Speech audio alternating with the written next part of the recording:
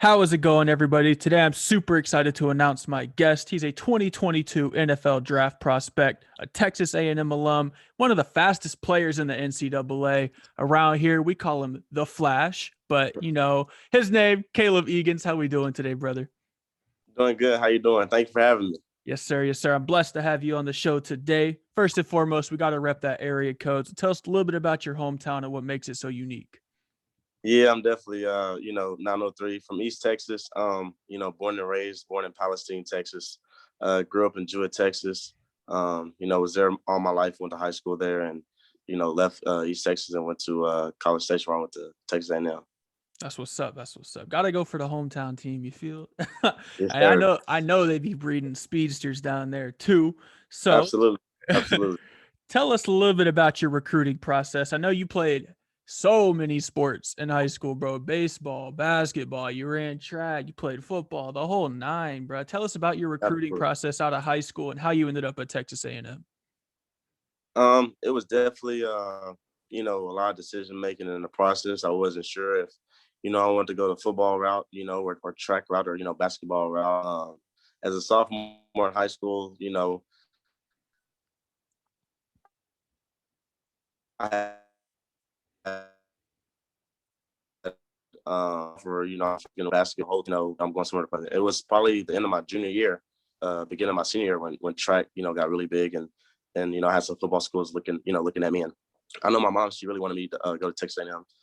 I would go to a lot of camps, during the summer, a lot of track camps and basketball camps and that. So, from A&M, for track, we visited and we went from there. That's what's up. So while at Texas A&M, we know you ran track and you played football. How did kind of running track help you while you were on the football field? Definitely, I would say it definitely kept me in shape. And I would encourage any athletes out there, whatever sport you're playing, whatever your main sport is. I feel like you should definitely do other sports, because it's going to help you. You want to stay in shape, but I definitely say track is. I probably say track is the foundation, man, for even baseball, any type of sport. So definitely, it definitely kept me in shape for sure. Yeah, and I mean, I ran track and played football as well, so I definitely understand where you're coming from there. It's definitely probably the safest sport you could play. I always recommend, and I know a lot of coaches recommend always playing sports, multiple sports whenever you play football, or even if you have a main sport out there, just playing another sport to stay in shape year round. So definitely track's probably the best one. It's probably one of the safest ones you can do too. Exactly, absolutely, for sure.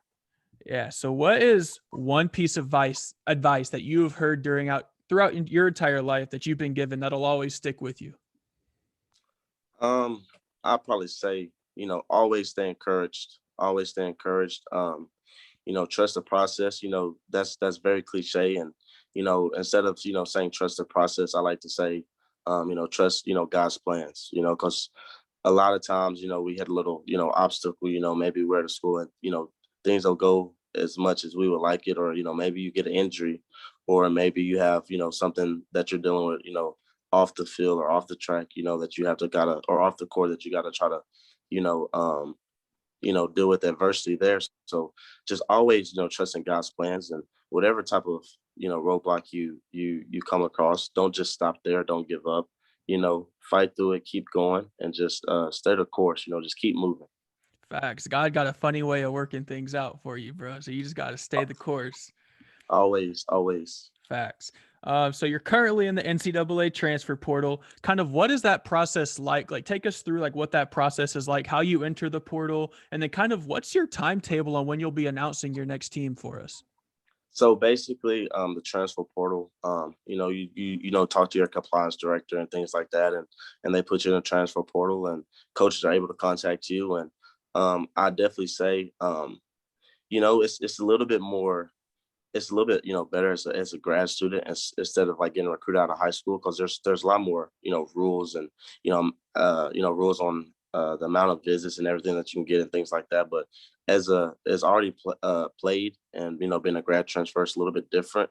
But basically, you can talk to whichever, program, go on visits, things like that. Currently I have, schools looking, at me all across the NCAA, division, Division One, Division Two, Division Three. Matter of fact, I have 3 visits already set up that I want to go, and look at schools and things like that. But and I'll probably say, I want to get, I don't want to make a decision too quick because this is very important. I feel like this could be even a life changing decision. But then again, I don't want to, make it too late. So I'll probably say maybe, the middle of July, because then I already want to be, where I'm going to be, by the end of July, because I know a lot of fall camps start around, August 10th, 11th, 12th, during that time frame. So I just want to go ahead and go in where I'm going to be at, be serious about it, go ahead and learn the playbook as soon as I get there and just be ready. So when that first day comes to fall camp, I'm ready to go. Yeah, man. Whoever gets you, gonna get a very, very athletic player, very outgoing and inspirational player. I've been following along on your journey, and I love it. But it's gonna lead us into our next question. So, as a receiver, kind of give some advice to those little other receivers out here trying to chase the same dreams as you, but also tell us what your favorite route to run is. My favorite route to run. That's funny. A lot of routes, man. I like to go vertical. I like to go downfield. I'll probably say my favorite route to run. And it depends on like concepts and stuff like that too. But I'll probably say a post route. You know, just down the middle of the field. So I'll probably say a post. There's a lot of different ways you can run it too. So yeah, I'll probably say a post. Yeah, always getting open too. What, Absolutely. in your own words, how would you define success?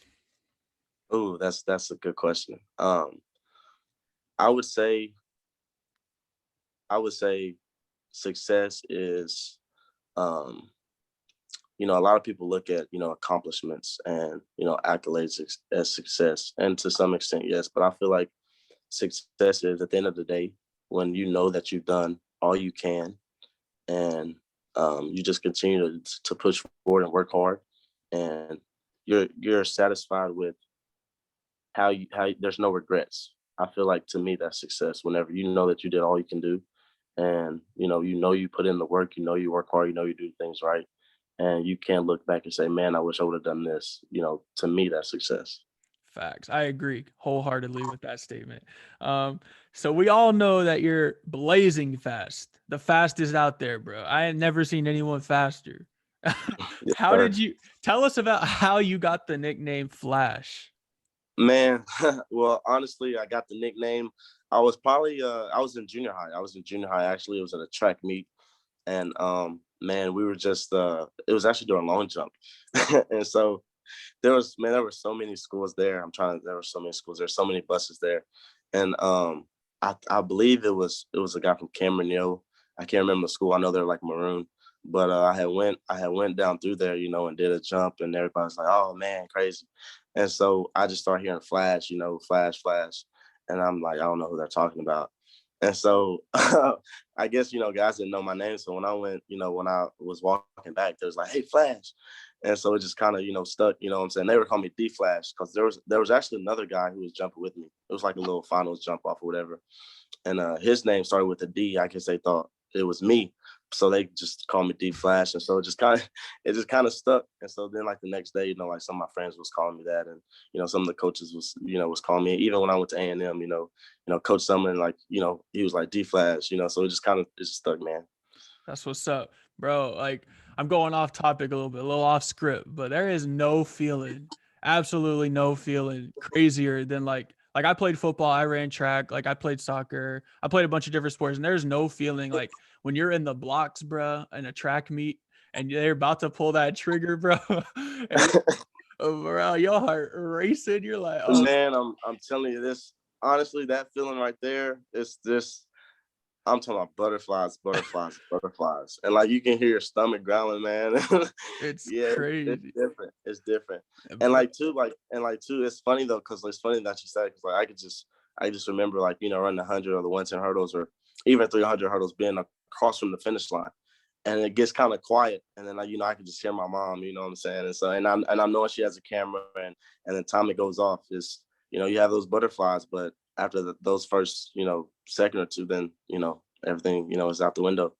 Yeah, bro, but like it's crazy. It's crazy because bro, all eyes are on you, bro. And most of the time you're like the only one, maybe one other dude repping your school. So like it's like, bro, like if you let your team down, bro, Exactly. like Exactly. you go back into meet your dudes or whatever, your teammates, and they're all like, bro, you the reason we losing. Like Exactly. bro, Exactly. it's Yeah. the worst. I ran the mile, like I didn't have to do any of the short stuff. So usually they had more sympathy towards me. I was pretty bad. I'm not gonna lie, Hmm. but I mean, it's all good. That's for me. That's, man, that mile. That's tough. I will always kind of joke with my coach. Coach Carline. Shout out to Coach Carline. That was my high school track coach. Love that guy. And Coach Thomas, he was my hurdle coach. But yeah, man. I would always kind of joke with Coach Carline because he always tried to throw me in the mile relay, and he was like, "You want to run a 400?" And I'm just like, because the 300 hurdles, that's a man race. But I was good at it, but it was a tough race, and even the prices for it, man, they had me running like 8 300s, and then I just remember one day Coach Thomas, he had me running like a 400-meter hurdle, during practice, and then I'd do that and then go to baseball practice, and so man, I was gassed. Bro, the worst, bro. Because for some reason they put me on the 100, like the 4x1, and so it Mm-hmm. would always go like in middle school, and then like I think my freshman year, it would always go the mile and then the 4x1, and I'm just like, bro, for Mm-hmm. real, like I got to run a mile and then a 4x1. Like, Exactly. this is Exactly. why. Anyways, back on script. Who is the best athlete you've ever competed with and against? Whether it's track, basketball, baseball, football, any level, doesn't matter. Who's the best you've played with and against? Oh man, that's a good question. I'll probably say the best I played with. I definitely probably have to say Miles Garrett. Miles Garrett, yeah, when I was at A&M. It was crazy to see a guy, that fast, that twitchy. I say twitchy because, being fast and being twitchy is different. And for him to be that big and to be twitchy and can move and be mobile, um, that's different. That's just so different. And he has such IQ, but I would probably say Miles Garrett for sure. Miles Garrett, yeah, absolutely. And against I about to say I played against some pretty decent guys in high school. I know there was one guy I played against. His name was Nick Shimonik, but he was a quarterback, and he also played baseball as well. I think he did track as well too, but he was pretty athletic. That's what's up. Shout out to Miles Garrett, man. Dude's doing Yeah, his thing up there. yeah, for Out sure, here for up sure. up here in Cleveland, bro, just doing his thing. He's in his duffel. Hey Yeah, man. for sure. So how does it feel knowing that, I mean, right now you're like in the transfer portal, all that, looking for your next Mhm. school. I mean, but like you kind of get to make that decision already having like NFL interest. So kind of how does that feel whenever you haven't even like declared for the NFL yet Mhm. and any of that, and like you're already getting NFL interest? Absolutely. Man, really and truly, I'm just so blessed. I'm humble. Cause really and truly, I pray, as often as I can. I've been through a lot just so to be able, to be from, a small town and, in East Texas, and to, have the opportunity that I'm getting, is just really a blessing, and I'm definitely, going to make the most of it. Yeah, for sure. So what athletes do you like cut the tape on and you're trying to model your play style after? Name a few guys that you're just out here watching, trying to take bits and pieces from, trying to put in your style. Most definitely. I always watch Tyreek Hill. I definitely watch Tyreek Hill. I've had some scouts, tell some of my past coaches and tell me, we resemble each other a lot, and so and that's probably because I watch him all the time. I look at Tyreek Hill, I look at Deshaun Jackson, I look at guys like that. As far as like really like looking at route running, I look at guys like Stephon Diggs, because I really think he's underrated. Him and Devontae Adams as well. Those guys, their routes are so crisp at the top, in the middle of their route. I think that's important too. And so, I take notes and look at those guys all the time. Yeah, I think one of the biggest misconceptions about watching film is that you're not just sitting there watching highlight tapes. You know what I mean? What are you particularly looking at when you're watching these dudes in their route running and stuff like that? What are you particularly looking for? I'm looking when I'm watching these guys, I'm looking at how they come off the ball, the speed, how they come off the ball, and also what's really important too. I look at their tempo because sometimes you just don't want to go 100 miles an hour as soon as the ball snaps. It's all about tempo because you're playing. Depending on your defense, it may not be man all the time, maybe zone. So you have to learn how to control your tempo and maybe sit down in the pocket or sit down in the hole. So I kind of look at that too, and how they run. So for sure. Yeah. So tell us about a time where you've had to go through some adversity, and then tell us how you overcame that adversity. Absolutely. So I probably said the biggest thing I had to overcome was my dad called me one day and him coming to visit me in College Station and telling me that my mom passed away from cancer. I feel like that was the most biggest thing that I've ever had to try to overcome. um and really and truly, I just kind of leaned on my faith, leaned on God. I had obviously my family, and things like that, and close friends, who would try to talk to me and help me. But that really and truly, I would say, just leaning on God and not trying to, I feel like a lot of times when adversity happens, we want to know why. We kind of question God, and so I kind of fell, back from that, and I just, you know, instead of just trying to understand why, I'm just like, what, God, I trust you, and time doesn't stop. No matter what happens in your life, time doesn't stop, and so you have to dig down deep. You have to, say, okay, I got to keep going. And I know that's what my mom would want me to do. So just having that in the back of my mind, that just helped me like push forward. Yeah, for sure. That's tough, man. I can't even imagine that. I mean, I lost my grandma to breast cancer. So I hate to it's hear. I'm sorry. no, it's okay, man. Hey, we're just chatting it up, bro. I mean, it's For sure. reality, you know what I mean? And it's just like you just got to turn to God, bro. You know what I mean? You can't be straying away. You just got to use that as, Exactly. just like use he's like he's on your side, bro. Like he ain't do nothing wrong, you know what I mean? Exactly. Just keep him right Exactly. there with you, inspiration, bro, and just keep moving forward, bro. And that's what Exactly. that's what I love so much about you, bro. I got Thank you. I got one last question for you, Flash. What kind of advice can you give to those young athletes out there aspiring to be in the exact same shoes you are? I would tell them, no matter what, just keep going.